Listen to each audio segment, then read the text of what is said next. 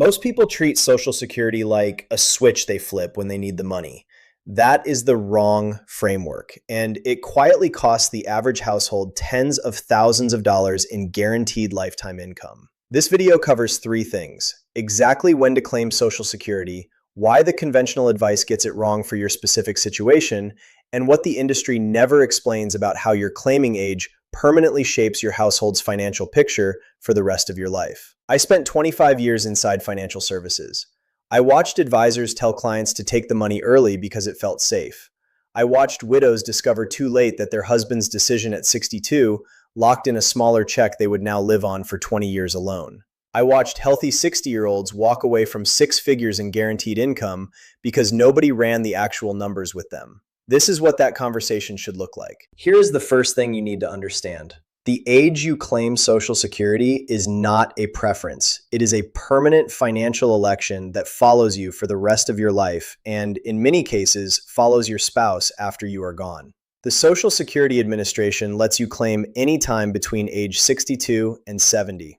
Every month you wait past 62 changes your monthly benefit amount. And once you lock in that number, it is yours. There is no do-over, no renegotiation, no going back because the market dropped or your health changed. Let me put hard numbers on what that permanence actually means. Claim at 62 and you can lose up to 30% of your full benefit every month for life. A worker entitled to $2,000 per month at full retirement age walks away with roughly $1,400 instead. That is $600 per month gone, $7,200 per year gone. And if they live to 85, that decision costs them well over $100,000 in guaranteed income that no investment can reliably replace. On the other side, delay past full retirement age and you earn delayed retirement credits worth about 8% per year up to age 70. Claim at 70 instead of full retirement age and your monthly check is roughly 24% larger than it would have been. Compare 62 to 70 and the difference can be close to 70% more per month. That 8% annual credit is one of the best guaranteed returns available to any retiree. No stock, no bond, no annuity product your banker is pushing, comes with a government-backed 8% increase for simply waiting. And unlike market returns, it does not fluctuate. It does not depend on interest rates. It is fixed, inflation adjusted over time through cost of living adjustments, and it lasts as long as you live. The industry never frames it that way. They frame it as risk. What if you die early? You will have left money on the table. That framing is designed to make you act out of fear rather than math. Before you can make an intelligent claiming decision, you need to understand how Social Security actually builds your number. Most people have no idea. They assume the government tracks their contributions and hands it back. That is not how it works. Social Security takes your 35 highest years of earnings, adjusts each year for wage inflation, and applies a formula to produce your primary insurance amount. That is the technical term for what you receive at full retirement age, your PIA. Everything else, early reductions, delayed credits, is calculated as a percentage of that number. Here is where it gets important for people in this audience specifically. If you had low earning years or years with no earnings at all, career breaks, self-employment gaps, years you worked off the books, Social Security substitutes zeros for those years in the 35-year calculation. Zeros drag your average down. A lower average produces a lower PIA. A lower PIA means every multiplier, early or late, is applied to a smaller base. A 61-year-old self-employed woman I know ran this calculation for the first time and realized that 3 low-income years in her early 50s, when she was building her business, were quietly pulling her projected benefit down by several $100s a month. She still had time to change her strategy. She shifted how she reported income in her final working years to replace some of those low-earning years in the calculation. You need to know what your 35-year record looks like before you make any claiming decision. The Social Security Administration gives you access to your earnings history. Pull it. Verify it. Mistakes happen, and a missing year of credited earnings can cost you for life. This is a mistake I still see constantly. People planning to retire at 65 because that is the age burned into American culture as the retirement age. It is not your Social Security full retirement age. It has not been for years, and for most of this audience, it never will be. If you were born between 1943 and 1954, your full retirement age is 66. If you were born in 1960 or later, it is 67. For everyone in between, it phases up in 2-month increments per birth year. Why does this matter beyond the obvious? Because every month between 62 and your full retirement age carries its own specific reduction. The reduction is not a flat 25% to 30% applied at 62 and then uniform from there. It is prorated on a monthly basis. Claim 36 months early and the math is different than claiming 48 months early. The system is designed to be actuarially neutral on average, meaning the Social Security Administration expects that for the average person, lifetime benefits come out roughly the same regardless of when you claim, based on average life expectancy. That is the break-even concept, and it is the concept that drives most of the bad advice in this space. The break-even framing tells you that if you live past roughly 80, waiting paid off. If you die before that, claiming early produced more total dollars. And that logic is mathematically true in isolation, but it is incomplete. It ignores 4 things that change the answer entirely for most people sitting in this audience right now: your health, your spouse's survivor benefit, your tax situation, and whether you have other guaranteed income to bridge the gap. Each one of those factors can swing the optimal claiming age by several years in either direction. The break-even calculation treats Social Security as a lump sum game. It is not. It is an income stream game, and the questions are different. So let's talk about those 4 factors directly, not in the abstract, in the specific terms that apply to someone in their late 50s or 60s trying to make this decision right now.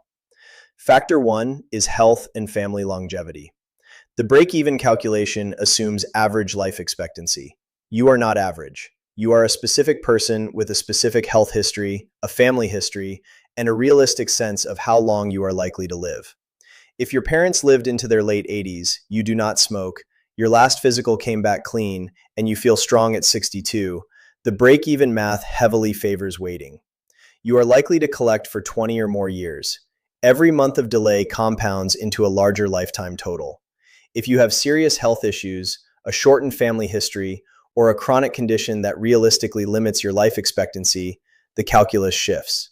Claiming earlier may produce more total income before the break-even point arrives. This is not morbid math, it is honest math. And it is the first question any serious Social Security conversation has to answer. Factor 2 is the survivor benefit, and this is the factor the industry almost never explains clearly. When you die, your spouse does not keep both Social Security checks. They keep the larger one. That is the rule. And if the higher earning spouse claimed early, the survivor benefit is permanently based on that reduced amount. Think about what that means in practice. A 63-year-old couple claims early because a bank advisor tells them to take the money now. The husband had the higher earnings record. He claims at 62, locks in a 30% reduction. 20 years later, he passes away. His wife, now in her early 80s, receives his reduced benefit for the rest of her life. She cannot undo his decision. She cannot appeal it. She lives on the smaller check for 15 or 20 years alone. This is not hypothetical. I watched it happen repeatedly during my 25 years in this industry. The widow calls. She wants to know what her options are. There are almost none. The higher earner delaying as long as possible, ideally to 70, is frequently the single most valuable Social Security move a married couple can make. Not because of what it does for him during his lifetime, because of what it does for her after he is gone. Factor 3 is your tax situation. Social Security income does not exist in a tax vacuum. It interacts with your other income, and that interaction can make the timing of your claim more expensive than most people realize. The earnings test is where this gets particularly painful for people who claim before full retirement age and keep working. The rule is straightforward and often ignored. If you claim before your full retirement age and your earned income exceeds the annual threshold, Social Security withholds $1 in benefits for every $2 you earn above that limit. Every year, until you reach full retirement age. A retired teacher who claims at 62 and picks up part-time work can easily see thousands of dollars in annual benefits withheld under this rule. The withheld benefits are not lost permanently. They are credited back through a benefit adjustment at full retirement age, but you lose the cash flow in the years you expected it, which disrupts the retirement income plan she built around those checks. Once you reach full retirement age, the earnings test disappears completely. You can earn unlimited income and receive your full Social Security benefit without any reduction. That is the clean line. Factor 4 is whether you have other guaranteed income to bridge the gap. Delaying Social Security from 62 to 70 is an 8-year window where you are not receiving Social Security income. That gap has to come from somewhere. For people with a pension, a deferred compensation plan, or a portfolio large enough to sustain withdrawals during that bridge period, the delay is feasible and often highly profitable. For someone with no other income source and no liquid savings, claiming early is sometimes not a preference, it is a necessity.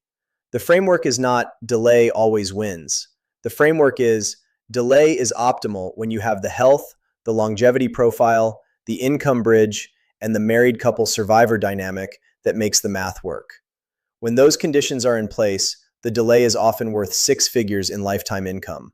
When they are not, the answer changes. For married couples, Social Security is not 2 individual decisions made in parallel.